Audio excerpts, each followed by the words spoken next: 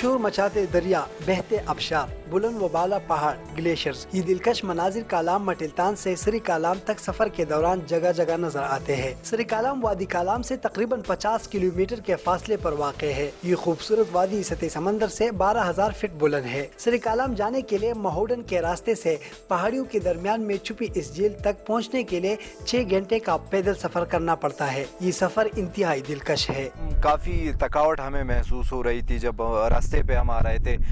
काफ़ी कठिन रास्ता है, लेकिन जब यहाँ तक बंदा पहुँचता है और इस हसीन झील का जो है वो नज़ारा कर देता है तो फिर उसकी जो थकावट होती है वो सारी दूर हो जाती है। सरी कालाम अपनी खूबसूरती ही नहीं तारीखी अहमियत की वजह से जाना जाता है। महमूद गज़नवी ने जब स्वात के गैर मुस्लिम बादशाह राजागीर को शिकस्त दी तो राजागीर के काफिले के कुछ लोग भाग कर यहाँ आबाद हो गए थे।